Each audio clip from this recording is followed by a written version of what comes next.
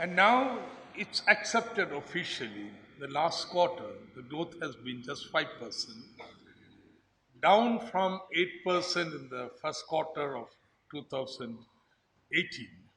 It was steadily coming down to 5. And there is no light at the end of the tunnel. The one way of getting out of taking hard decision is to say is structural. Problem is structural, long run. It's not a question of aggregate demand. You see. That's what the Union Finance Minister said. You see. But everything points to, of course, there are structural problems. Many a structural problem, our interpretation, our position regarding the structural problems that Indian economy faces may be very different from Government of India. But there are structural problems. But within the broad framework of the structure, there is a cyclical downtrend that has occurred where aggregate demand has come down. You have the consumption demand going down, right from automobiles to biscuits. There is a inventory building up and layoff taking place, point to consumption demand going down. And also latest number which came today regarding the industrial growth. The sharpest decline in July has been in the capital goods segment, where when compared to last year's July, it is minus 7.1%, which shows how the investment demand has tanked. And therefore, you have a situation of C and I declining, and it will have a deleterious impact upon Y. It's a simple truism. Y is equal to C plus I. And there is a third component, G, the government expenditure. So if you want to have your income grow or at least remain the same, you have to increase G because it's accepted today. Nobody can debate that C plus I is going down. So elementary macroeconomics will suggest that you have a fiscal stimulus, you increase your G, government expenditure. That's what they refuse to do. Even think about. And to me, surprisingly, not only Nirmala Sitharaman, but also Dr. Manmohan Singh. Today's recipe 5-point program came out. He has almost forgotten everything he did in 2009-10. Yeah. Uh, his prescriptions have been again structural, streamlining, GST, agriculture. All this needs agriculture growth, etc., have to be done. But the simple thing, there is a collapse of aggregate demand, and the only way the economists can respond to it in the short term is by stimulating demand. So, no, even industry very timidly suggested, as such, and gave a memorandum saying 1 trillion rupees stimulus package, which is nothing, I think, 1 trillion. They have taken 1.76 lakh from the Reserve Bank. So what is 1 million, 1 trillion?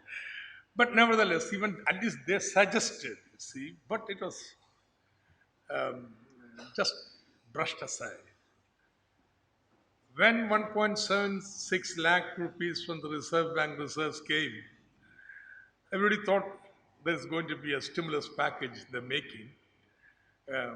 But no, they have different ideas. I think they're just going to fill up the gap in the revenue. It just fits the gap. I think when they made the budget, they had calculated how much money they would require from the Reserve Bank and just left that gap and just took that money for the gap. Um, Whatever happens, they don't want the fiscal deficit to rise. That's a part of the story will have to come at the end.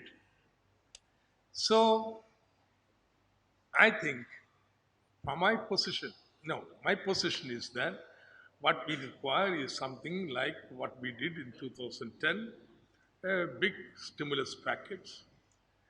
And what are the components of this package? First and most important is putting money in the hands of people. Now, I don't saying doling out to everybody, but double the expenditure on MGNREGs. That's a simple thing. You expand it to the urban sector. You increase the number of days to from 100 to 150, and you increase the wages by 50 rupees. And your 70,000 crores rupees will go to 1.4 lakh crores.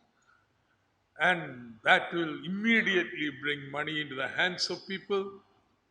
Also, now anyway, they are concentrating on creation of assets.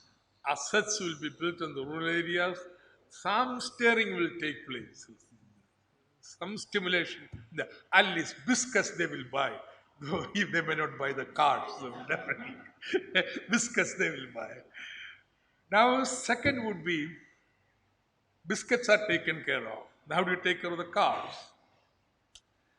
Now, the best and simplest would be why are the cars sales down? Simply drying up the credit. Major part of the credit for car automobile purchase came from not the banks but NBFCs and IL&FS. For whatever reason, Reserve Bank decided to make an example of them, and therefore didn't come to the aid, and therefore floundering. That is frozen and then on banking financial institutions from aggressively lending, and they are covering the risk. Therefore, credit for the consumer durables have dried up. Now we have a strange prescription given. Everybody is discussing the channels and everything. I am the only person standing again. That you immediately slash the, the GST rates for automobiles. First of all, one has to calculate the price elasticity of the automobiles. What will this, say, small percentage decrease in the 5% decrease in the tax rate will do? First of all, we have to accept that the slowdown in the automobile sector did not come because of high GST rates. Because pre-GST rate, if we include state VAT and central excise, I am not adding service tax. All adds are there are service tax component and CST. Well, it is about an average about 10 percentage point higher than the existing GST. So it is not the GST rate which has created the issues. Um, More than that, if at all I would argue, and that's the position I'm going to take in Goa, if you want to cut, you cut the cess, compensation cess. Don't tamper with the GST. Why do I say that? Now, this is only revenue of the states. See, you have a conservative fiscal policy which does not allow, in the time of a great slowdown, the fiscal deficit to rise, not only of the state center but also the states. Then you cut the revenue, all the states will be forced to have a contractionary policy, which will be totally counterproductive.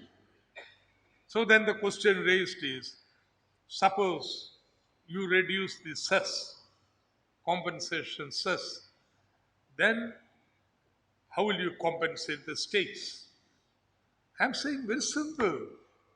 Let Government of India give a loan to this fund and extend the cess for 3 more years till this is recouped.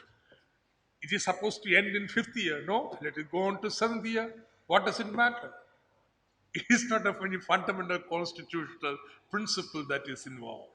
So if you want to reduce the price, well, don't tamper with this because there is a question of equity involved. Today, Economic Times carries the headline, the 5%, a tax on necessities to be raised to 8% so that you mobilize resources lost giving tax concession to automobiles and consumer durables. Now, this is the most iniquitous suggestion you can have. In a country like India, where there is high level of inequality, the consumption pattern of the rich and poor are so different. Majority of the people and the elite. Here is GST itself. Taxes on the consumer durables and elite consumption has been reduced. Now you want to make it one single tax for SUV and say having puppet. It's obscene. That's what I say. This obscene to even to suggest that single rate. They say it's so complicated, so many rates. Silly. Think of the period, pre-GST period. There were about 18 taxes which were subsumed. Rates of each of these taxes differ from state to state. See the whole complex indirect tax system that existed. It has been simplified into a four structure, same rates. Of course, you have to accept there is something more than ease of doing business in India. See, this does not ease of doing business. There is the question of uh, the equity. That's important. See, revenue for the states. All these are very, very important concerns. So when the question, issue of ease of doing business becomes paramount about everything, everything else is given by. So they have been suggesting this. Then what is that? Then the question is raised. How do you then get the present problem in the automobile sector? I would say provide credit. If necessary, provide an interest subvention. Anybody who purchases automobiles within the next 6 months gets an interest subvention. They will all front load their purchases. If you look at the data on the purchase pattern or aspirations of the millennials, which has come out yesterday, you will find that as the age comes down, they don't want to purchase immediately, but the proportion of people who want to purchase, say, next 2 3 years, that goes on ballooning. So you provide credit to industry, they will all purchase now. They'll take care of your demand problem. See, instead of that, what's the amount of energy being spent upon these tags, how to do that, how to tweak it, how to raise the 5% to 8% and so on going. So I would say consumer durables provide liberal credit if necessary to entice people to purchase now, reduce the interest rate for them. And third, have a big infrastructure spend. Use this as an opportunity to enhance your infrastructure spending. There are a whole lot of infrastructure halfway finished line. Nitin Gadkari is being pulled up for thinking of too much of roads in India. Well, this is an occasion you can spend. So this is an opportunity, I would say. The crisis. Every crisis provides an opportunity if you are willing to take it, take up the challenge. What is preventing government of India from considering these options?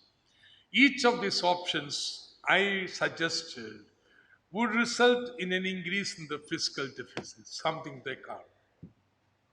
They'll fund the data totally, window dressing, but they want this optics to be good at 3.3, 3.4.